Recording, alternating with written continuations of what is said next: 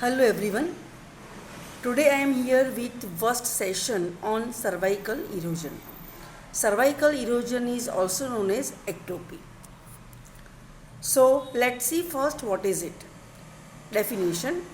It is a condition in which the squamous covering of the vaginal portion of the cervix. Vaginal portion of the cervix is also called ectocervix. It is replaced by columnar epithelium, which is usually continuous with that lining the endocervix. Endocervix means towards the uterus. So cervix has two parts. One is going toward vagina, it is called ectocervix, and the other one is going towards the uterus. So that is the endocervix. The red area develops on portio vaginalis, on the vaginal portion around the external os. And cervical erosion is not an ulcer. So that you should keep in mind. Etiology, or you can also say clinical types, both are one and the same. The erosion may be congenital and can be acquired. Let's first see what is congenital erosion. During intrauterine life, the vagina and the vaginal portion of the cervix are lined by transitional epithelium, and this epithelium extends into the cervical canal until the 6th month. I hope this does not require description. By reading the same line repeatedly, you can get the idea. Towards the end of intrauterine life, columnar epithelium grows down from the cervical canal and in the 1/3 of all female children. It extends to some degree over the vaginal portion of the cervix. So that means in 1/3 of all female children, the epithelium extends to some degree over the vaginal portion of the cervix.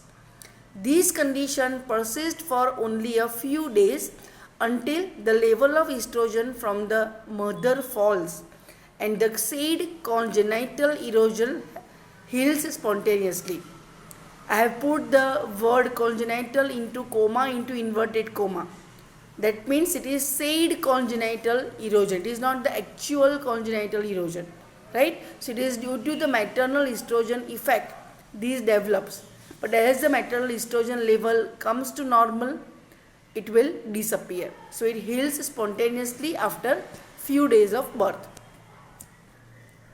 The real congenital erosion occurs or reappears due to estrogen effect at puberty, and it may last into the adult life. That is the real congenital erosion. A simple erosion is an estrogen dependent condition. It is estrogen, so please find the spelling correction. Apart from birth, it does not occur before puberty or in the postmenopausal state. It may develop in pregnancy, during postpartum period, or on taking OC pills. On menopause, on achieving menopause, it regresses. Now we come to the second type or the second cause of the erosion, that is acquired, and it is mostly hormonal. The squamocolumnar junction is not static, and its movement either inward or outward is dependent on estrogen. When estrogen is high, estrogen level is high, it moves out. That means it will go in towards the ectocervix, towards the vagina, so that the columnar epithelium extends onto the vaginal portion of the cervix. See, that's what I said. It moves outside, that means it is going towards the vagina, replacing the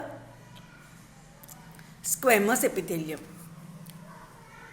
The acquired one is mostly seen during pregnancy and among the OC pills users. OC pills are oral contraceptive pills. The other cause for the acquired erosion is infection. Infection usually does not cause cervical erosion, but sometimes chronic cervicitis may be associated. So along with the erosion, you may find chronic cervicitis, which is due to the infection. Now clinical types as per Dawn, as per Dr. C.S. Dawn, what he has said as for the clinical types of cervical erosion. It may be congenital, so seen in the newborn due to maternal estrogen effect. It may be in the virgins, so it is virginal erosion, and may also develop during reproductive age group. It is simple, flat, hyperplastic follicular and Nabot's follicle. So this kind of erosion you will find in the reproductive age group. Now let's see what is Nabot's follicle.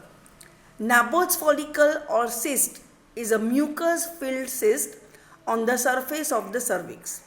It is often caused when stratified squamous epithelium of the ectocervix, that means the part of the cervix towards the vagina, grows over the simple columnar epithelium of the endocervix, that means the part of the cervix towards the uterus.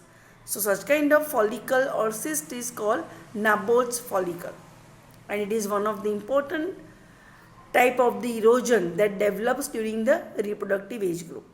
So these we have discussed clinical types and etiology, both are one and the same, of the cervical erosion. We'll have something more details about the erosion in the next session. Thank you.